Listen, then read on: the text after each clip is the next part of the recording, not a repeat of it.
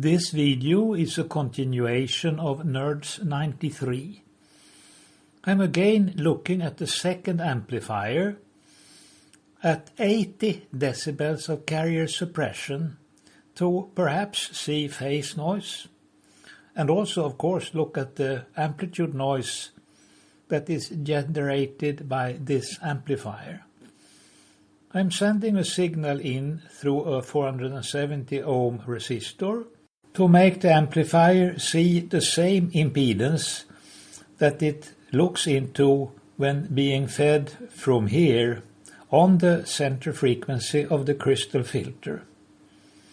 And I have set the level here for a level here on the output of plus 13 dBm, because that's the level I get when I put the maximum allowed signal into the crystal.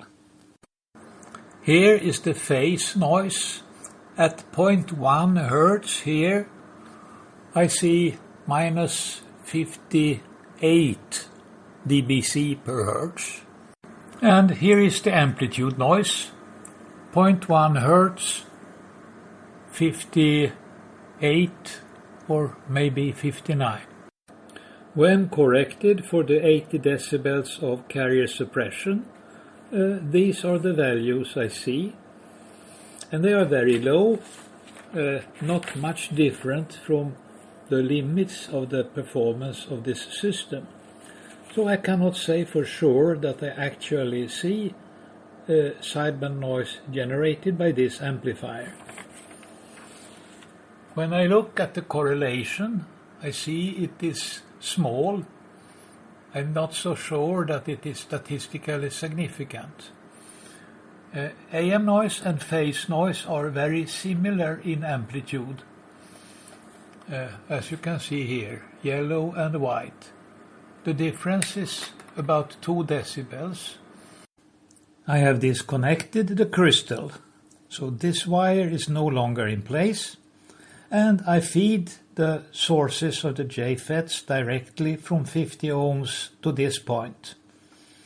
And then I have reconnected here and set the level of the signal here, so I get plus 13 dBm at the output as desired. And I have set the interferometer to suppress the carrier by 80 decibels again. This does not work well. Within 3 minutes, until I got this result, the carrier has drifted by almost 3 decibels. So the balancing doesn't work because of the amplitude and phase stability of the first amplifier stage.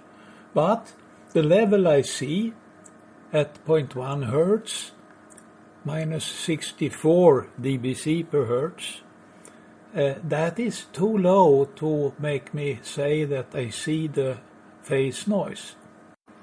Here is the amplitude noise, and I see at 0.1 Hz 58 decibels.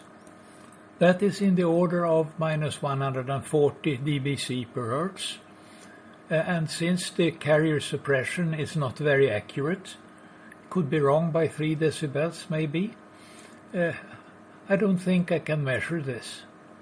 With less carrier suppression, it would certainly not be a correct result anymore. And to wait for better stability, I don't think that would help. And further, the signal is weak and difficult to set to the appropriate level. It's hard to balance already at 80 decibels. I have added a buffer amplifier like this. The load now on the drains is 330 ohms. That's a little bit higher than before, so I get a little bit larger voltage swing across this resistor. A 10 microhenry inductor, that is to remove the thermal noise at very low frequencies to make sure that the gates don't have any modulation due to the noise from the resistor. And there are 6 groups of this, and then there is a transformer 2 times 25 turns by filar on a T60 material 2 core. The impedance here is very low, 1 ohm or maybe less. So I have a 50 ohm resistor to get the output here. It means that any impedance variations here will have a very small effect on the voltage at this point because of the low impedance, and it will not affect the feedback signal. So this will isolate well from impedance variations that may happen further down in the analyzer. I'm running with 60 decibels of carrier suppression in the interferometer, and it's very obvious that I have a stability problem. The immediate suspect is this transformer. The winding is not glued to the core. I will fix that to see whether the stability problem has gone. Here is what I see after 22 hours. And you can see there are some noise bursts. There were many more initially, and particularly there was a problem in that the phase shift through the amplifier was drifting rapidly while the glue was hardening. The carrier suppression was then very unstable. Now it has been running for I think 5 hours or so since I last adjusted it. So I will turn now the phase adjustment.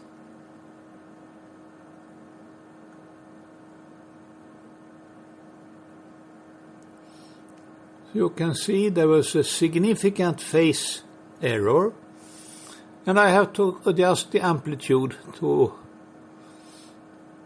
set it right again.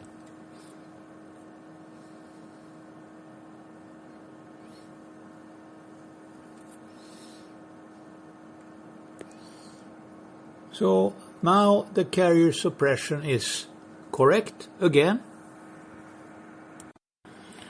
The correlation between amplitude noise and phase noise that I see here may be caused by the glitches. So I reset and see if I get a different result, if there are fewer glitches this time. And I assume the glitches can come from the small movements while the glue is still hardening. In 10 minutes I don't see any significant correlation, and in this time there was no glitch. Now 35 minutes have passed. The correlation is weak. The sideband noise, AM, and phase noise is about 90 decibels below the carrier, which is suppressed by 60 decibels. It means these values are too low to be significant. And in this time period, there have been no glitches. The carrier suppression has not changed significantly during these 35 minutes. I want to study the noise floor at the output of the amplifier now when there is a buffer stage added, so there is a significant noise floor that I can look at. I have set Linrad to normal operation, means without any correlation, but I have set the polarization angle to whatever turned out to be combining the two signals properly, which means that the blue trace is the signal going into the receiver, while the red trace is the difference between the signals. That means just the noise of the two channels. I have connected this noise source. I go to the noise figure meter and turn on it. It's set to 6.6 decibels right now. And as you can see, the blue trace has lifted, but the red is unaffected.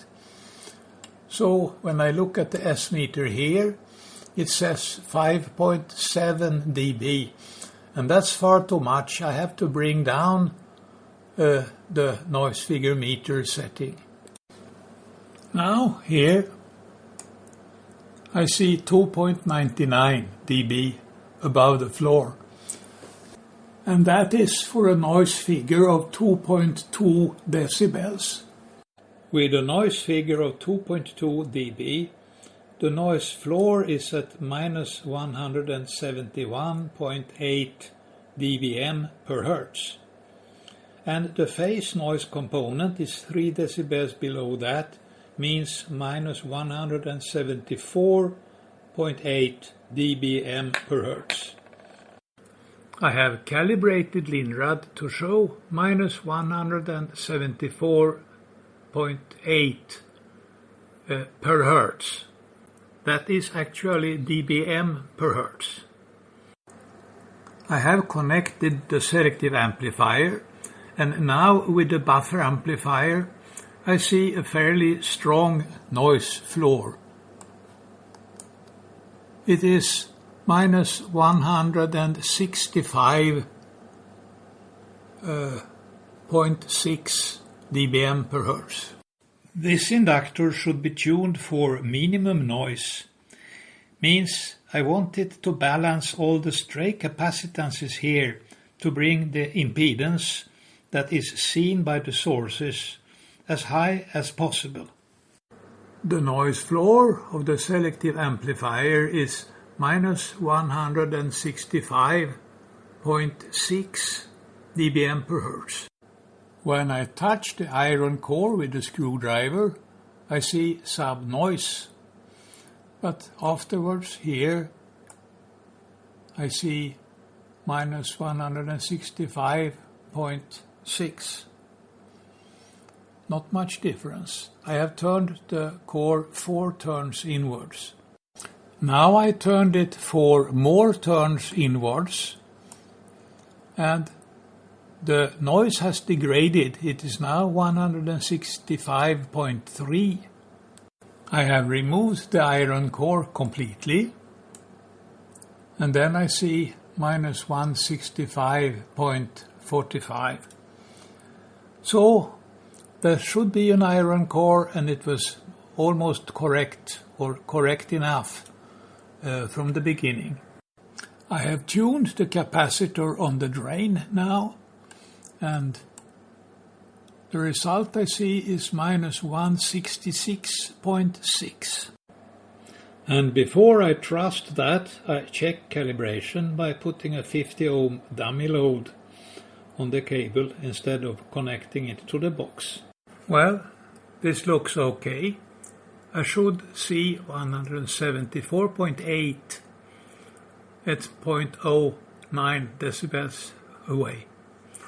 So the noise floor is minus 166.6 dBm per hertz. I have tuned the capacitor on the drains, this one, for minimum noise. That is in order to maximize the impedance seen by the sources here, because higher impedance on the sources reduces the gain of this grounded gate amplifier.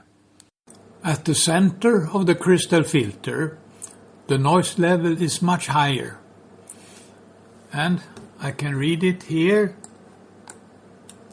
and it is minus 146.94, means minus 147 dBm per hertz. I have connected the feedback output to the input, and the output voltage now is 6.3 volts into 50 ohms. That's about 100 milliwatts. When I started to look at the noise sidebands when running as an oscillator, I found frequent and fairly strong glitches. Immediately I suspected this inductor because I had cleaned the threads using this kind of tool, and after doing that I found a very small 0.2 decibels improvement of the noise floor, which I didn't understand and thought maybe something was drifting somewhere. Anyway, I have removed that inductor, and it looks like this. Obviously, I have been too close to it with the soldering iron. Here it looks like a shorted turn. Here is something, and generally the winding is ugly on this side. On the back side it looks like this. So this could be the source of problems. I will make a new one. There have been noise bursts again. So there is at least one more problem. Here I had replaced the coupling capacitor, and you can see the noise initially and still here. So I opened the box and turned it many turns both directions, and then set it back to close to the same position. And you can see the difference. The coupling capacitor is a critical component. When I increase the tuning capacitor, this one, the coupling from the input to the source becomes weaker, because the impedance of this point becomes lower with a bigger capacitor. The LC ratio, the crystal is an inductor at this frequency, and with a bigger capacitor the LC ratio changes. So I should increase that capacitor also to keep the same coupling. But I'm using this change of the coupling to test at different power levels. Starting at 20 dBm output power here, and then I have quality measure, that is the average phase noise, up to about 0.4 Hertz, and I measure with the SDR-IP and also at the same time with the UADC4. So the quality figure is increasing as the power decreases. The frequency, that is an offset from the 0.50 Hertz below the carrier. That's where the spur from the mains frequency occurs, the offset from that. Goes from 19 to 11 to 6 Hertz as I step the power down in steps of 2 decibels. And the performance goes up with about 3 decibels each time. When I start to come close to the 50 Hertz spur, I take smaller steps. Performance still goes up, but then suddenly it becomes bad. And then I found I suspect something is wrong, so I changed the capacitor very little, and the frequency changes very little, but the power increased by about 0.02 of a decibel. And I still see a poor value. And then I lowered the signal level to 13 decibels, 13 dBm, and then performance has improved again. I find this very annoying, so I have replaced that tuning capacitor. With the new tuning capacitor, there is not much difference. I had some problems with the SDR-IP, so I'm missing some of the measurements here, but the UADC4 has been running properly, and I can see that at 13 dBm power, the result is about the same as I had before. the figure of merit, and also the measured sideband noise levels at 0.15 Hz and at 0.3 Hz. They are the same as I had before, and also here, within a reasonable accuracy. Now, when I increase the power from 13 to 16 dBm, there is not much difference. I still have -92 and -103 at these test frequencies. But when I increase the power up to 18 dBm, I see a significant loss of performance. So it seems that 16, that's the maximum I can have with this unit, as it is now. I have set parameters to look at the noise floor up to 6 kHz.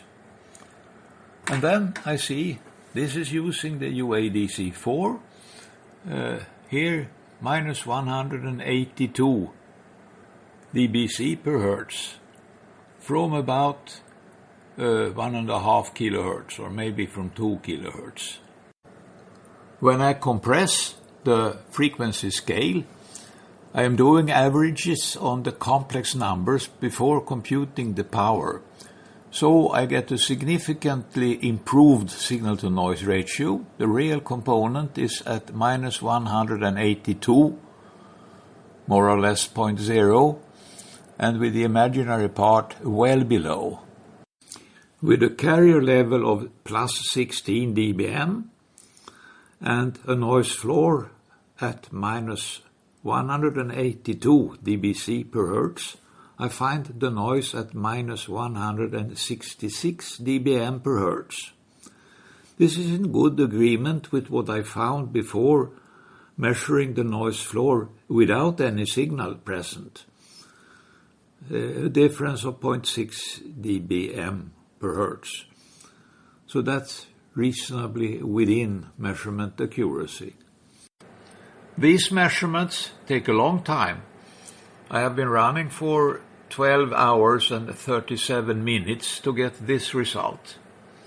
It would be desirable to improve channel 1, the blue trace here, if I could get these about 4 decibels improvement. It would give a much faster result for this phase noise. And if I get better oscillators in the future, that would be very desirable.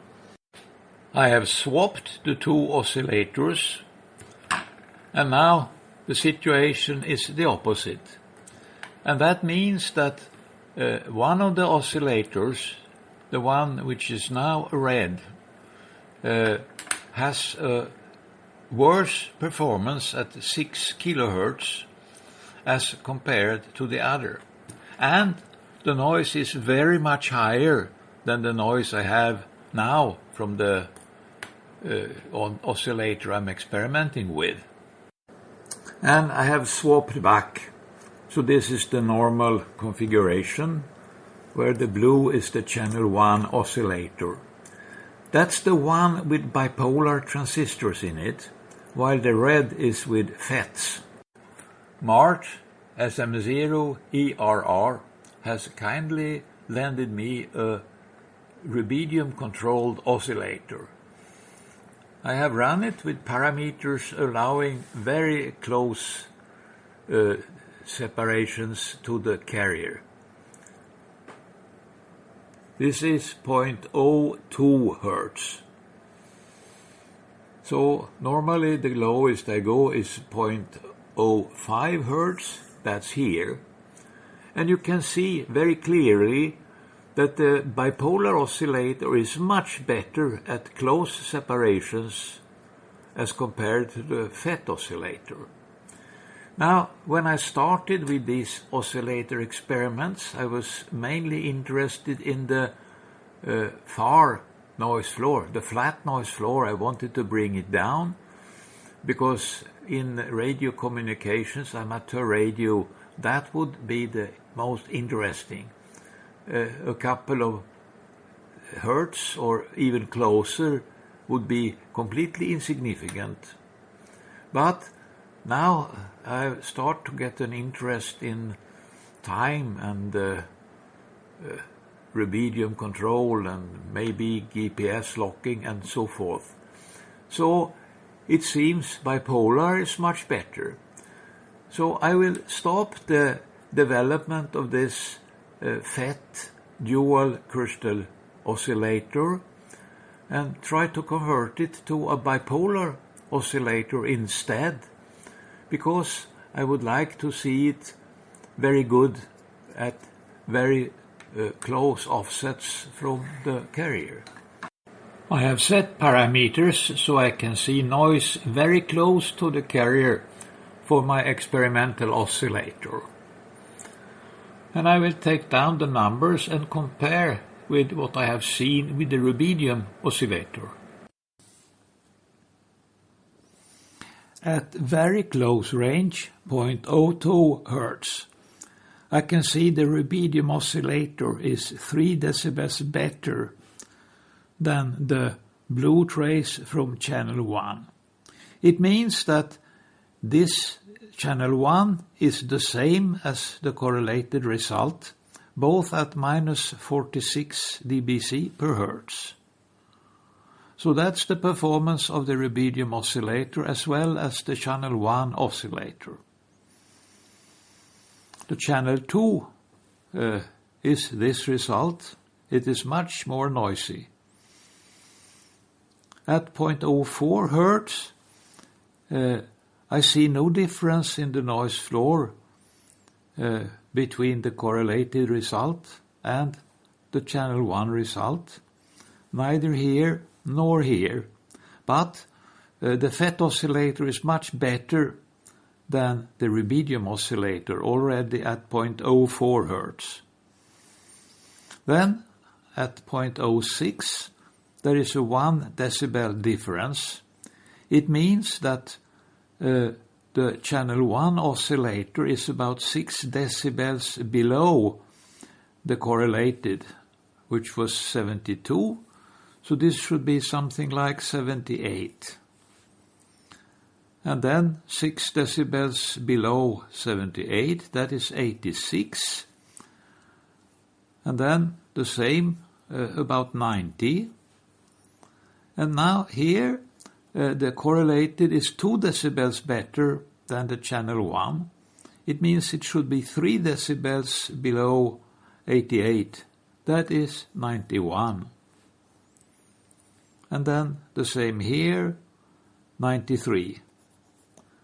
And these numbers are very inaccurate because the separation 1 or 2 decibels here is very inaccurate because I have not waited long enough to get good statistics. I would have had to wait for 48 hours or so to get a reasonable estimate for the decimal here.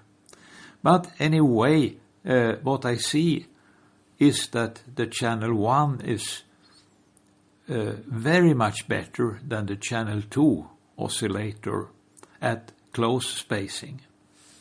And, of course, that the rubidium oscillator is better than my oscillator at 0.02 Hertz, but the other way around, above 0.04 Hertz.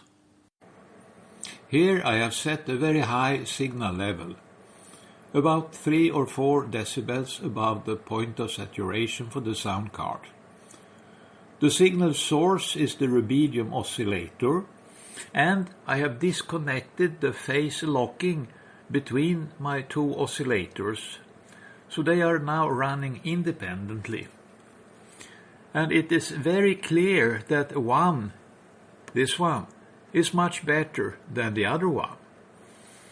The signal I'm looking at is the 99th overtone of the signal here.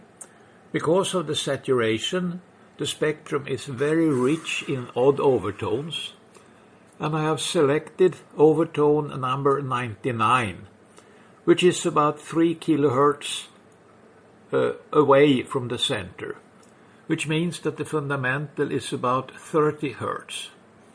That means that 1 scale division from here to here, which is 0.1 Hertz, actually means 1 millihertz. I mean 99 times less. So I can see the poor oscillator has fairly rapid deviations up to about 1 millihertz. And the time scale is 10 minutes from here to here. So that is in a period of a few minutes. Means a couple of 100 seconds or so. Here I can start to see what is Allan deviation. It is I select the frequency at one point and then the frequency at another point and take the difference. And then the frequency at another point at the same step size between the points where I take the frequency. And the frequency step here was the opposite side and this magnitude. And then I would compute the square root of the sum of squares of these differences and take the average of that. And that gives the Allan deviation. And that is a much faster procedure than the evaluation of sideband noise spectra as I have been doing up till now, when the problem is very close to the carrier. I mean slow changes of the frequency. This is maybe a random walk. And here we can clearly see how much better this one is than that one. And if there is contributions from the rubidium, or whether it is almost only my oscillator that makes this noise, I don't know. So at this point I will stop the hardware experimenting and try to make software to evaluate Allan deviation, because that is going to speed up things when I want to make a better oscillator for close range.